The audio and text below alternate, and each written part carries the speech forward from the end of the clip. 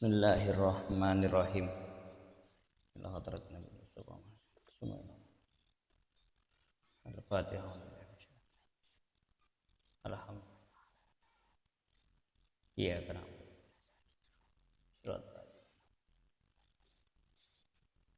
La ilaha illallah, la mawjuda illallah, la ilaha illallah, la ma'buda illallah, la ilaha illallah, la matluba illallah, la ilaha illallah, la maqsuda illallah. Bismillahi tawakkalna 'alallah, la haula wala quwwata illa billah. Astaghfirullahal azim, astaghfirullahal azim, astaghfirullahal azim wa atubu ilaih. Bismillahirrahmanirrahim. Wal maqalatus saniyah ari makalah nu kadua qalan nabiyyu alaihi salam, alaikum misti kaaranjeun bimujalasatil ulama ku ngariung atau hadir di majelis para ulama. Saha ulama teh ay al amilina tegasna mah pirang-pirang jalma anu sok ngamalkeun ilmuna. Jadi lain jalma nu cukup nyaho wungkul pinter wungkul nu disebutkeun ulama teh ceuk Syekh Nawawi Al-Bantani adalah orang-orang anu sok ngamalkeun kana ilmu. Wastimai kalamil hukama jeung ngupingkeun pirang-pirang cariosan para hukama. Saha hukama teh ay al alimin tegasna mah pirang-pirang jalma nu terang bidatillahi kadat Allah, ahli makrifat teh al musibina tegasna mah anu ngeunaan fi aqwalihim dina pirang-pirang cariosanana ieu hukama wa afalihim jeung pirang-pirang padamelanana ieu hukama. Jadi ahli hikmah teh hukama teh adalah orang-orang anu pembicaraannya sesuai dengan kata-katanya. Fa innallaha ta'ala jang naon urang kudu gaul jeung para ulama jeung ngupingkeun kata-kata hikmah. Fa innallaha ta'ala sanyana kasauran Allah, fa innallaha ta'ala sanyana Allah ta'ala eta yuhyi ngahirupkeun Allah al-qalbal mayyit kana hate anu paeh binuril hikmah ku cahaya hikmah ilmin nafi tegasna mah ilmu nu mangfaat. Kama yuhyil ardol mayyitah, kama yuhyi seperti ngahirupkeun Allah al ardol mayyitah taneuh anu garing, taneuh nu tandus bima ilmator ku cai hujan. Wa fi riwayat Tobroni jeung eta tetep dina riwayat Imam Tobroni an Abi Hanifah katampi ti Abi Hanifah jalisu kudu ngariung aranjeun kabeh al kubbaro ka pirang-pirang gegeden ulama. Wasailu jeung kudu nanyakeun aranjeun kabeh al ulama ka pirang-pirang ulama wa kholitu jeung kudu nyampuran aranjeun kabeh al hukama ka pirang-pirang ahli hikmah. Fa innal ulama sanyana ulama eta salah satu aksamin ayat 3 bagian al ulama kahiji ulama ahkamillah kana nu nyaho kana pirang-pirang hukum Allah. Wa hum ari ieu ulama bi ahkamillah eta ashabul fatwa pirang-pirang ahli fatwa MUI kieu mah disebut nanti majelis fatwa. Mun di Mesir aya mufti disebut. Eta teh ulama-ulama nu mengetahui kana pirang-pirang hukum syariat, hukum fikih, ahli fikih. Nu kadua wal ulama jeung pirang-pirang ulama bidatillahi nu nyaho kana dat Allah faqat tungkul. Wa hum ari ieu ulama eta al hukama pirang-pirang ahli hikmah, ahli tasawuf ieu. papi mudaholatihim maka eta tetep dina ngahijikeunana ieu para ulama tahdibun ari ngabersihkeun lil ahlaki kana pirang-pirang akhlak liannahum kana sanyana ieu hukama eta asraqat moncorong naon qulubuhum pirang-pirang hatena itu hukama bima'rifatillah hukama ma'rifatan ka Allah wa asraqat jeung moncorong naon asraruhum pirang-pirang sirna itu hukama bi anwari jalalillah ku pirang-pirang cahaya keagungan Allah wal ulama jeung katilu ulama eta bikismaini aya dua bagian wahum ari itu ulama eta al kubaro pirang-pirang kubaro fa inna muqalata ahlillah sanyana ngabarengan atawa cacampuran jeung ahli Allah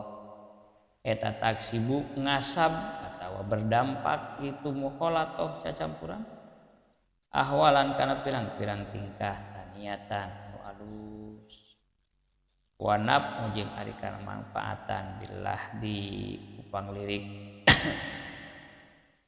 eta paukon nabi saluhureun kamanfaatan bilab di ucapan paman mangka sing saha jalma anu manfaat anu manfaat ka anjeun naon lahduh panglirikna ieu si iman napa'a maka manfaat ka anjeun naon labduhu ucapanana si iman waman jeung sing saha jalma la teu manfaat panglirikna pa'a maka teu manfaat ucapanana wakana jeung bukti saha Suhrawardi Imam Suhrawardi eta yatuku ngalirik ieu imam tiba di Masjidil Ghaib dina sawareh Masjid Ghaib di Mina aya di Mina eta yatasoppahu neuteup ieu Imam Suhrawardi al-wujuha kana pirang-pirang wajah pakila maka ditaros sahalahu Imam Suhrawardi pihi dina itu pada melan neuteup batu faqala maka nembalan Imam Suhrawardi ngajawab Imam Suhrawardi innalillahi sanyana eta tetep pikeun Allah ibadan ari aya hamba ida nadaru di mana-mana ningali itu ibad bila sahsin hiji jalma aksabu maka ngahasilkeun itu ibad huka itu sahsin saadatan kana kabagjaan fa ana maka ari kuring eta atlubu nyupdeh kuring dalika kana itu kabagjaan qala ngadawu saha Nabi sallallahu alaihi wasallam sayati bakal datang ala ummati ka umat kuring naon zamanun hiji zaman yapiruna anu kabur ieu umat minal ulama para ulama wal fuqaha jeung pirang-pirang fuqaha payabtali maka bakal nyoba maka bakal merebalai ka itu umat saha Allah bisalasi baliatin kutilu pirang-pirang balai ulaha ari kahijina itu balia eta yarfa'u bakal ngangkat sa Allah al barokata kana kaberkahan min kasbihim nakasabna itu umat wasaniyah jeung ari nu kaduana eta yusallitu bakal awasakeun saha Allah taala alaihim ka itu umat sultanan doliman ka penguasa anu dolim wasalisu jeung ari satu jeung ari anu katiruna eta yakhrujuna bakal keluar itu umat minad dunya tina dunya beri imanin kan tanpa aya iman. Bismillahirrahmanirrahim. Hadis yang kedua, hadis kedua qalan Nabi sallallahu alaihi wasallam. Hadis ini menjelaskan bahwa kita harus hadir di majelis-majelis para ulama dan mendengarkan kata-kata dari ahli hikmah. Alaikum bimujalasatil ulama wastimai kalamil hukama. Kata Rasulullah, Kamu harus mujalasah. Mujalasah itu bergaul. Mujalasah itu duduk di majelis. Majelisnya siapa? Majelisnya para ulama. Jadi Rasulullah sangat menganjurkan kepada kita bahwa kita itu harus hadir, sering-sering hadir di majelisnya para ulama. Yang kedua, wastimai kalamil hukama. Kita itu dianjurkan mendengarkan kata-kata hikmah dari ahli hikmah. Kenapa? Fa innallaha yuhyil qalbal mayyit binuril hikmah kama yuhyil ardol mayyitah bima'il matar. Karena Allah menghidupkan hati yang mati, hati yang gersang dengan cahaya-cahaya hikmah, seperti menghidupkan tanah yang tandus dengan air hujan. Rasulullah memberikan perumpamaan, tanah itu kalau tidak terkena air akan tandus, sulit ditanami, gersang. Tapi tanah bisa gembur seandainya turun hujan. Kalau tanah dialiri air hujan, diturunkan hujan, maka tanah tersebut akan gembur dan subur. Seperti itulah hati kita. Kalau hati kita itu gersang, hati kita itu mati, sulit. Bukti hati yang mati adalah sangat sulit sekali mendengarkan kebaikan-kebaikan. Sulit sekali diingatkan untuk melakukan hal-hal yang maslahat. Caranya kalau hati kita ingin hidup lagi, berarti kita harus sering-sering duduk di majelisnya para ulama. Ikut mengaji, ikut mendengarkan kajian. Kalau kita punya akun TikTok, maka dengarkanlah kajian-kajian yang membahas tentang keilmuan. Permasalahannya siapa sih ulama itu? Karena jangan sampai kita ujug-ujug menilai orang, menilai ulama itu dari segi pakaiannya. Ada orang yang memakai imamah, memakai benduk yang sangat besar, terus janggutnya panjang, pakai gamis, celana cingkrang. Lantas kita menjustifikasi menganggap bahwa itu ulama. Ada orang pakai sorban, baju koko, atau pakai jubah, dianggapnya sebagai ulama. Bukan seperti itu takrifnya ulama. Dalam Al-Quran dikatakan innama yahsallaha min ibadihil ulama. Yang dikatakan ulama itu adalah orang-orang yang hatinya, yang hidupnya selalu takut kepada Allah. Walaupun dia memakai jubah, dia memakai bendok, tapi dia tidak takut kepada Allah, seperti kasus Walid. Jadi kita jangan merasa sakit hati dengan film Walid. Oh, cina film Walid mah ya, mengejek, gitu kan, mendiskreditkan para ulama sebab pakai jubah, janggut panjang, pakai bendok, ternyata suka perempuan. Ya tidak masalah, pakaian itu mau seperti apapun, karena jubah itu terus pakai imamah itu adalah bagian dari budaya Arab sebetulnya. Bagian dari budaya Arab. Jadi jangan tertipu dengan pakaian. Kita punya barometer, punya catatan bahwa yang dinamakan ulama sekali lagi adalah innama yahsallaha min ibadihil ulama. Orang-orang yang hatinya selalu takut kepada Allah, takut bermaksiat, takut dibenci oleh Allah Subhanahu wa taala. Itulah yang disebutkan ulama. Jadi kalau kita mau hadir di majelis para ulama, lihat dulu siapa sih dia. Oh, benar enggak dia itu takut kepada Allah? Sieun teh ku Allah.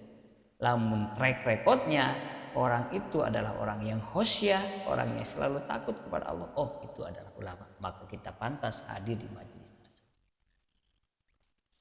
Imam Nawawi, Syekh Nawawi di sini menjelaskan yang disebut dengan ulama adalah al-amilina, yaitu orang-orang yang selalu mengamalkan ilmunya. Kalau sebatas dia hanya suka berdakwah, berbicara, tabligh, tapi perilakunya tidak mencerminkan keislaman, maka dia bukan ulama, kata Syekh Nawawi. Yang kedua, siapa sih hukama itu? Hukama itu ahli hikmah. Ahli hikmah itu bukan orang yang suka memberikan doa-doa atau jampe-jampe, bukan. Ahli hikmah itu bukan yang suka menjual air barokah, bukan. Tapi ahli hikmah itu adalah al-alimina bidatillah, orang-orang yang sudah makrifat itu sangat mengetahui tentang zat Allah. Dialah ahli-ahli tasawuf, dialah ahli-ahli makrifat. Dan ahli hikmah itu adalah al-musibina fi aqwalihim wa af'alihim, orang-orang yang sesuai antara perkataannya dan perilakunya. Dia berkata tentang bagaimana kita harus jangan hubud dunia, jangan terlalu cinta dunia, diaplikasikan dalam perilakunya. Oh, ternyata kehidupannya tidak cinta dunia. Dia itu dalam ucapannya mengatakan bahwa kita itu harus waro itu apik itu adalah menghindari hal-hal yang subhat. Ternyata dalam perilakunya benar, tidak sembarangan mengambil anggaran yang tidak benar. Nah, itulah dikatakan ahli hikmah. Jadi sekali lagi, ulama adalah orang yang selalu takut kepada Allah, dan ahli hikmah itu adalah orang yang benar-benar mengetahui tentang Allah, yaitu ahli makrifat. Nah, orang-orang itu yang dianjurkan Rasulullah, kita harus hadir di majelisnya dan mendengarkan kata-katanya. Karena Allah akan menghidupkan hati-hati yang mati dengan cahaya hikmah, seperti mensuburkan tanah yang tandus dengan air hujan. Itu ya. Yang kedua, ada hadis lagi yang berhubungan dengan para ulama. Nabi mengatakan, sebelum itu, ulama itu ada 3 kelompok, kata Syekh Nawawi. Al ulama salah satu aksami. Yang pertama, al ulama bi ahkamillah, ulama yang mengetahui tentang hukum-hukum Allah. Wahum ashabul fatwa, yang ulama tersebut disebut ashabul fatwa, orang-orang yang suka memberikan fatwa. Kalau di Mesir disebutnya mufti, yaitu kalau di kita itu Majelis Ulama Indonesia, MUI. MUI itu rata-rata beliau itu ahli fikih, orang yang memberikan fatwa itu juga ulama.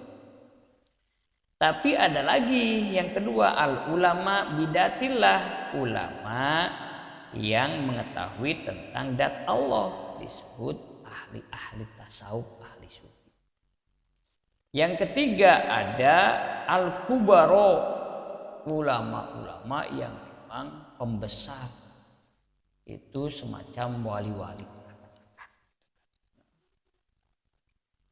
Itu pembagian ulama. Ada lagi satu hadis yang berkaitan tentang para ulama. Tapi sebelum itu kita simpulkan lagi hadis yang pertama. Jadi Rasulullah mengatakan, alaikum bimujalasatil ulama wastima'i kalamil hukama. Kita dianjurkan untuk sering-sering mengikuti majelisnya para ulama dan mendengarkan kata-kata. Untuk apa? Fa innallaha yuhyil qalbal mayyit binuril hikmah kama yuhyil ardal mayyitah binuril matar.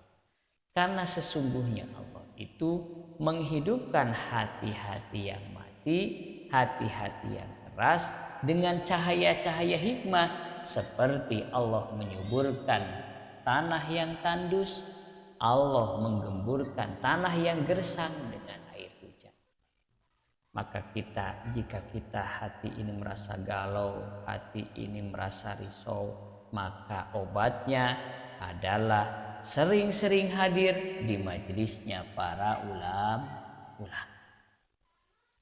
Lalu pertanyaannya, siapakah ulama? Karena kadang-kadang orang itu terjebak dengan pakaian. Ada orang yang pakai udeng-udeng besar, janggutnya panjang, pakai jubah, ternyata walid. Justru dia itu malah suka perempuan, bukan seperti itu. Untung Allah memberikan gambaran di dalam Al-Quran yang dikatakan dengan ulama adalah innama yahsallaha min ibadihil ulama. Jadi ulama itu adalah orang yang hatinya selalu takut, khauf, khosyah kepada Allah Subhanahu wa taala.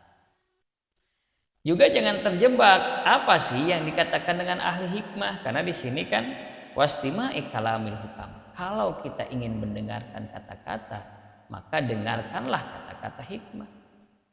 Lalu pertanyaannya, siapa ahli hikmah itu? Ahli hikmah itu kata Syekh Nawawi adalah al-alimina bidatillah, orang-orang yang sangat mengetahui tentang zat Allah. Kalau kita menyebutnya adalah ahli makrifat. Jadi ahli hikmah itu bukan orang yang suka menjual jampe-jampe. Ahli hikmah itu bukan orang yang suka mengobati. Menurut ini nih, tapi ahli hikmah di sini adalah orang yang sangat mengenal Allah. Kita menyebutnya ahli hikmah. Maka dengarkanlah kata-kata orang tersebut. Kalau kita mendengar kata-kata hikmah di kitab hikam, sungguh sangat menyejukkan hati. Karena Imam Ibnu Athaillah termasuk orang-orang ahli makrifat. Nah, itu kesimpulan. Yang kedua, ada hadis yang berkaitan dengan masih para ulama. Sayati ala ummati zamanun yafirruna minal ulama. Akan datang suatu masa di mana orang-orang manusia menjauh dari para ulama. Dan ini sekarang zamannya. Orang ini sekarang jauh sekali dari fatwa-fatwa ulama. Orang di zaman sekarang, ketika kemarin banyak kasus-kasus, orang itu menjauh dari para ulama.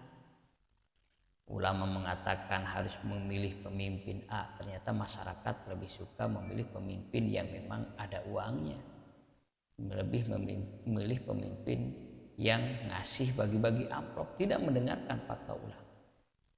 Ketika para ulama mengatakan hukum kemarin di Jawa Barat, para ulama mengharamkan tentang vasektomi, tapi justru masyarakat banyak yang membantah, bahkan banyak yang mengikuti fatwa dari seorang gubernur tentang vasektomi. Jadi inilah zamannya di mana banyak orang kabur dan menjauh dari fatwa ulama. Maka resikonya apa? Kalau sudah datang masa di mana manusia menjauh dari para ulama wal fuqaha, maka kata Rasulullah, fayabtalihimullah bisalasi baliyatin. Allah akan memberikan 3 bencana kepada umat tersebut.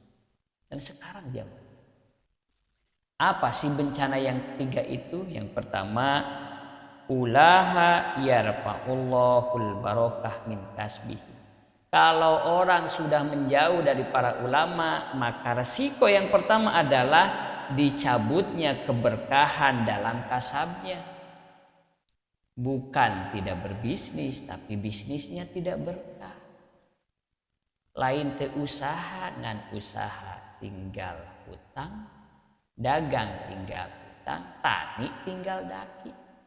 Kasawah mah kasawah, usaha mah usaha, tapi eueuh keberkahan dina hirupna. Gawe mah gawe, bahkan salakina gawe ka pabrik, pamajikan oge gawe tetap di pabrik. Tapi dalam kehidupannya tidak mencukupi. Hutang di mana-mana, cicilan di mana-mana. Kenapa? Karena orang sekarang sudah menjauh dari para ulama. Kita banyak orang yang terjebak dalam riba. Karena apa? Karena hubbu dunia, terlalu mencintai dunia. Ngagugu teuing hawa nafsu, sagalakah yang diturutkeun. Cek ulama ulah ieu teh riba, cek ulama ulah ieu teh bahaya dah haram, da teu didengi. Maka keberkahan dari kasabnya dicabut. Katingali kewan ayeuna jalma mengeluh. Banyak orang yang mengeluh. Karena kenapa? Lain teu usaha, lain teu bisnis, tapi bisnis teu barokah. Jadi sekali deui boleh kita mendengarkan dari anjuran-anjuran pejabat, anjuran pemerintah yang memang tidak bertentangan dengan agama. Tapi urusan agama ya yang harus didengar adalah para ulama. Yang kedua, ketika manusia menjauh dari para ulama, ini resiko yang kedua. Yusallitullahu alaihim sultanan doliman, maka Allah akan mengirimkan kepadanya penguasa yang dolim. Dulu masyarakat Indonesia terjebak dengan sosok yang keluar dari gorong-gorong yang disangka merakyat, ternyata hasilnya menipu rakyat. Kenapa? Karena tidak mendengarkan fatwa ulama. Kata ulama sudah, jangan memilih orang seperti itu, jangan tertipu. Masyarakat tertipu dengan bantuan-bantuan sosial, dengan amplop-amplop yang sifatnya hanya sementara. Padahal 5 menit kita salah memilih, 5 tahun risikonya kita sengsara. Maka sekali lagi, dengarkanlah fatwa ulama. Kenapa?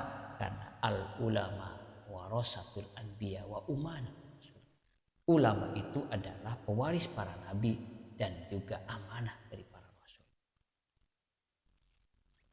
Yang ketiga, ketika kita tidak mendengarkan fatwa daripada ulama adalah yakhrujuna minad dunya bi ghairi imanin. Ini yang kita sayangkan dan jangan sampai kita mengenai kepada diri kita.